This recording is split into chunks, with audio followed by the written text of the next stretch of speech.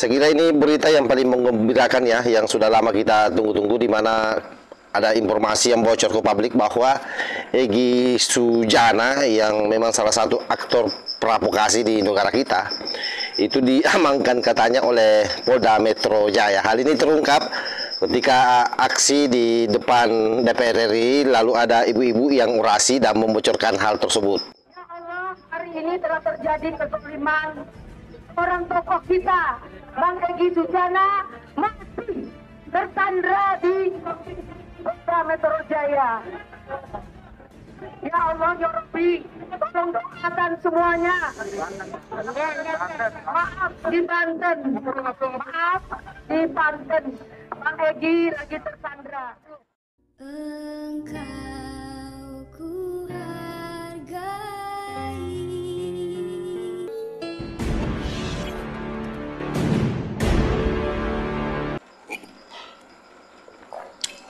Assalamualaikum warahmatullahi wabarakatuh. Om Swastiastu, Namo Buddhaya, salam kebajikan. Kembali lagi bersama 9.0 TV dari Buta Pandita Lubi Kabupaten Bulukumba.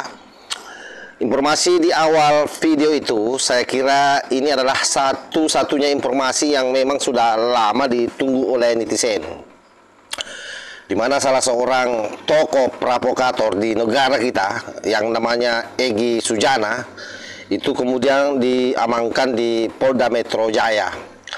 Tentu bagi orang-orang yang selama ini menyokong apa yang disampaikan oleh Egy Sujana, ini sesuatu yang sangat membuat mereka kecewa terhadap pihak kepolisian Republik Indonesia. Tetapi bagi kita-kita semua ini tentu sangat bersyukur dan berharap tidak saja diamankan untuk sementara, tetapi kalau bisa untuk seterusnya, sehingga negara kita ini bisa aman dari orang-orang yang memang selama ini berharap negara kita ini kacau balau terus. Dan yang paling penting bagi mereka adalah bagaimana memaksulkan Pak Jokowi. Mereka sangat berharap bahwa aksi-aksi yang dia lakukan, yang sejak dulu dilayangkan terhadap pemerintah kita, dan kembali Pilpres ini dijadikan sebagai momentum untuk menjatuhkan Pak Jokowi, itu pun dijadikan alasan oleh mereka untuk memaksulkan Pak Jokowi. Dan tentu bagi kita yang waras ini sesuatu yang sangat tidak masuk akal. Pilpres dijadikan alasan untuk menjatuhkan presiden, seolah-olah bahwa Pak Jokowi dalam proses Pilpres ini melakukan pelanggaran yang sangat berat. Ada proses pelanggaran hukum yang dilakukan yang betul-betul membahayakan negara sehingga kemudian harus dimaksulkan. Inilah bahayanya.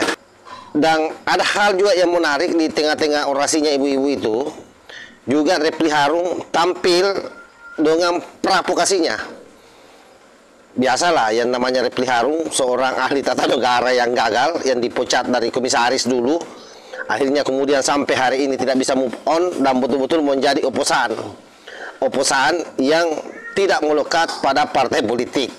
Nah, saya juga heran kenapa ada orang yang katanya ahli tata negara, tetapi kemudian pikiran-pikirannya tidak pernah membantu negara ini dalam rangka menguatkan konstitusi kita, malah mendorong terjadinya pelemahan terhadap konstitusi yang ada.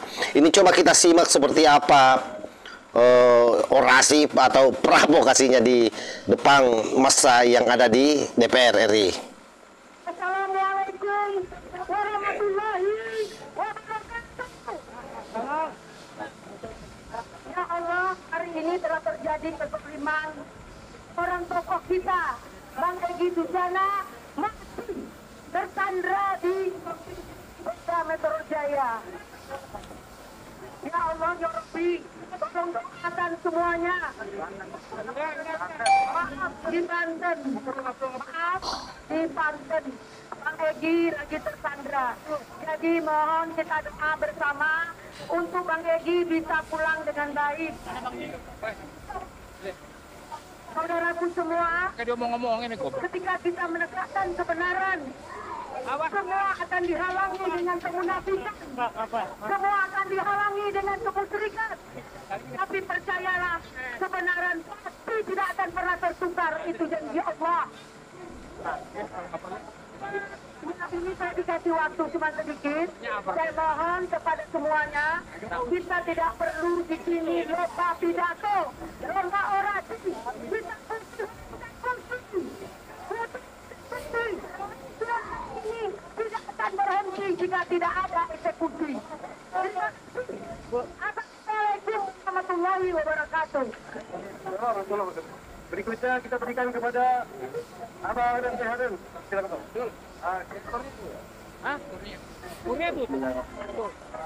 Assalamualaikum warahmatullahi wabarakatuh. Kurang keras. Assalamualaikum warahmatullahi wabarakatuh. Kawan-kawan sekalian, semuanya, saya di sini menunjukkan keinginan kita memperjuangkan kebenaran dan keadilan. Karena itu, di antara kita harus saling menguatkan. Tidak perlu kita kemudian saling menegasikan. Ada 3 medan perjuangan yang mungkin akan kita lakukan saat ini untuk mengembalikan pemilu yang jujur dan adil. Satu, teruskan kegiatan parlemen jalanan ini. Karena ini adalah perjuangan konstitusional. Ini adalah aspirasi rakyat yang dilindungi oleh konstitusi dan undang-undang. Jangan dilarang, tapi diamankan. Oke. Sekali lagi, ini adalah perjuangan konstitusional. Saya katakan, kalau kita menginginkan Presiden Jokowi dimakzulkan, ada ayatnya di konstitusi, dan itu boleh. Teriakan, makzulkan. Makzulkan Jokowi.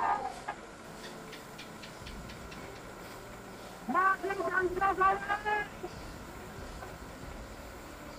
Kawan-kawan semua, itu ada ayat konstitusinya. Jadi kalau gara-gara ini kita ditangkap, para pengaman tidak mengerti undang-undang dasar. Tidak boleh itu perpanjangan masa jabatan. Karena tidak ada di konstitusi.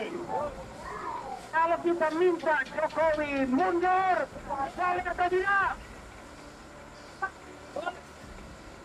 Kalau tidak dimaksudkan, Jokowi mundur. Jokowi mundur. Jokowi mundur. Ada konstitusinya. Bapak-bapak semua ya. Saya kira adik-adik saya semua, bapak pengaman. Itu perjuangan parlemen jalanan. Kita terus lanjutkan. Tanggal 1, tanggal 5, tanggal 9. Sampai aspirasi konstitusional kita berhasil. Insya Allah. Allah teriakan. Insya Allah. Yang kedua, kawan-kawan semua, ada perjuangan di belakang kita. Kita desak dan dukung partai-partai politik, terutama mereka yang anti kecurangan, untuk menggelar hak angket DPR. Dukung angket! Dukung angket! Dukung angket! Itu perjuangan parlemen. Kita harus dukung. Kita harus support mereka untuk berani mengungkapkan segala kecurangan yang terjadi, yang didesain oleh Istana dan Jokowi serta para kroni-kroninya. Kawan-kawan semua, yang ketiga adalah insaf. Setelah ini saya akan rapat merumuskan untuk perjuangan di Mahkamah Konstitusi. Jadi ada 3 level perjuangan. Percaya atau tidak dengan MK? Percaya atau tidak dengan MK? Sama saya juga tidak percaya. Persoalannya, kita tidak punya pilihan lain untuk membatalkan hasil pemilu, untuk mendiskualifikasi orang curang, hanya melalui Mahkamah Konstitusi. Kecuali rakyat Indonesia berkumpul 1 juta di sini, pemerintahan akan jatuh. Dan itu adalah berbeda aspirasi. Yang paling penting adalah apakah kita bergerak karena hati nurani. Dengan hati nurani itu adalah jumlahnya lebih banyak. Semua kawan-kawan semua, 3 level perjuangan ini tidak usah kita saling menegasikan. Sama-sama kita dukung. Parlemen jalanan kita dukung. Hak angket kita dukung. Bahkan kecurangan di MK kita dukung. Tapi hak angket hasil, kalau kita terus ada di jalanan, 100.000 bila perlu, 1 juta bila perlu, MK akan berhasil.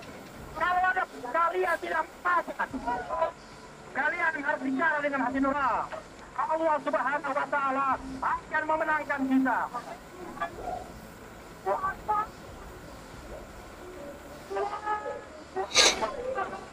Oke ya, saya kira sudah sangat jelas ya. Jadi poin pertamanya bahwa Egy Sujana katanya diamankan di Polda Metro Jaya, dan itu informasi yang saya kira sangat menarik buat kita semua. Sekali lagi bahwa ketika Egy Sujana ditangkap, ini berita gembira buat kita semua yang memang sudah sangat gerah melihat orang ini. Yang kedua adalah bagaimana provokasi yang dilakukan oleh Refly Harun. Saya kira tidak ada yang berubah. Ada 3 poin sebagaimana nomor urutnya sang capres yang hanya 16%. Yang pertama adalah bagaimana Refly Harun memprovokasi masyarakat untuk ikut terus terlibat dalam aksi mengawal kecurangan Pilpres ini yang bagi mereka dianggap curang, padahal kita tahu bahwa memang Pak Prabowo menang hampir di seluruh TPS di seluruh Indonesia. Yang kedua adalah soal hak angket. Dia sangat keblinger hak angket ini bisa dilaksanakan oleh teman-teman DPR dan akan berujung pada pemaksulan terhadap Pak Jokowi. Ya, inilah saya kira bukti nyata, konkret bahwa apapun masalahnya, ujung-ujungnya Jokowi turun dari presiden. Itu sudah bisa kita lacak dari awal-awal mereka melakukan pergerakan sejak tahun-tahun kemarin. Jadi momentum Pilpres ini hanya dijadikan sebagai treatment saja, momentum bagi mereka untuk masuk. Bagaimana supaya ini dijadikan isu besar untuk menurunkan Pak Jokowi. Saya kira demikian. Wallahul muwaffiq ila aqwamit thariq. Wassalamualaikum warahmatullahi wabarakatuh.